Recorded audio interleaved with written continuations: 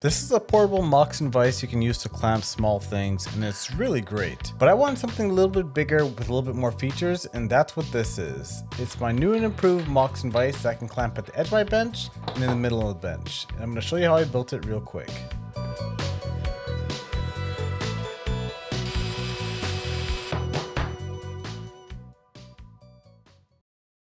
So the base of the vise is going to be made out of plywood, and at my local lumber yard I actually found offcut pieces for $5, and this is more than enough plywood I need for this build.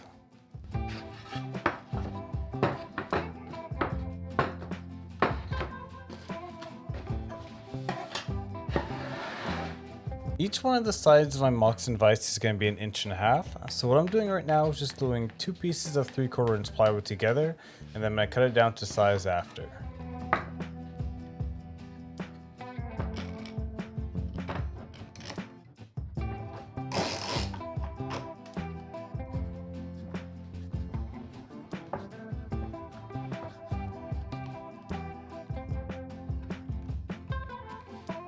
Now whenever I do a lamination, I like making sure there's a whole bunch of clamps, and it's a good thing I got all these clamps for this build because I used pretty much every one of my small clamps for this one.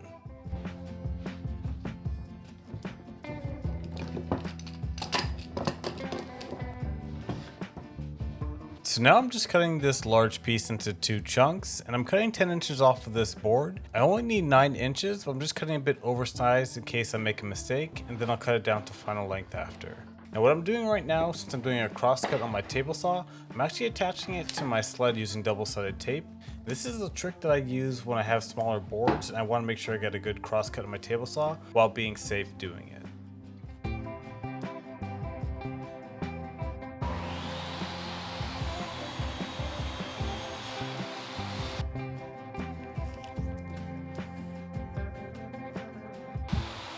Now that I have the 2 pieces, all that's left is to cut it down to its final dimensions, and I'm left with one giant block that I can use to shape out my moxon vise.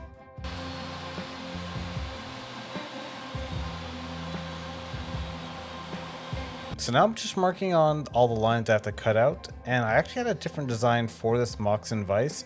I wanted a little bit of a sloped angle on it, but I didn't really have any of the tools in my shop to do that, or I just didn't want to take a chance with them.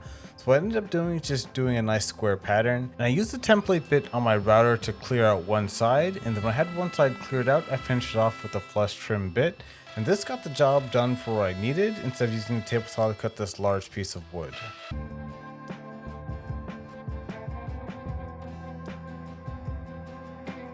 And when I used my 20-year-old Mastercraft bit, I finally broke it. So I went to the store and got a nice flush trim bit, and this helped me finish the job.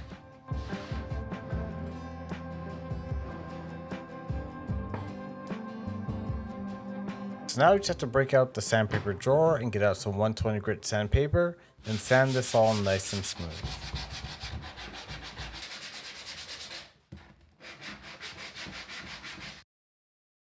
So now with the 2 boards still glued together, what I'm doing now is just marking out some hole placements, and when I drill in through both of the boards, just to make sure that all the holes line up, what I had to do first is just drill out a larger hole for the carriage bolt to sit flush with the surface, and then drill some smaller holes all the way through till I get to the other end.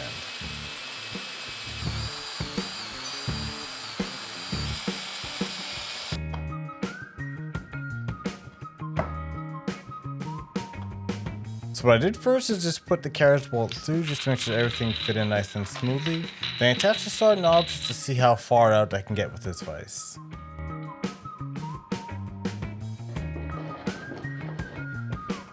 And now came the part that I dreaded most about this vise build, and was doing the inlays for the nuts. Now the nuts actually have to sit flush with the surface in the back of the vise to make sure the carriage bolts do not go all the way through. And I was a bit nervous doing these inlays. I only practiced it once, but these actually turned out to be some of the best inlays I've ever done. Granted, I've only done 2 inlays in the past, so it's a short bar, but a win's a win. And now with the inlays all in, I'm doing another dry fit assembly just to make sure everything is fine before I continue going on forward. And I noticed that the holes were a little bit too hard to turn, so later on I actually drilled wider holes for the front facing vise, and this actually made it a whole lot easier to put it on.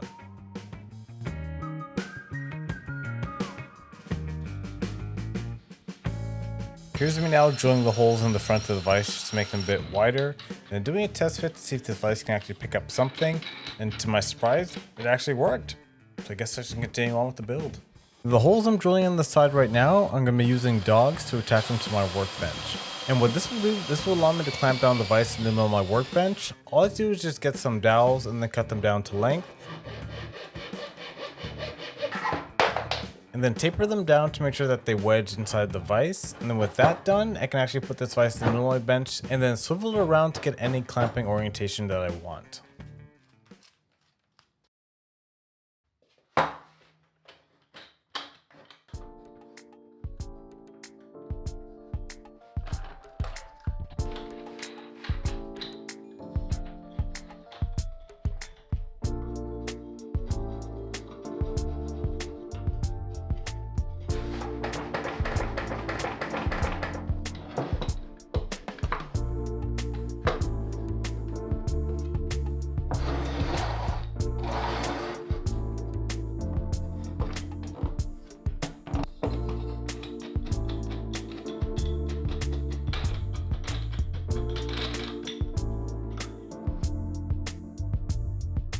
So now with this mini moxon vise, I can clamp a whole bunch of stuff in the middle of my workbench or attach it down to the side, and it'll open up a whole bunch of opportunities for future projects on my channel.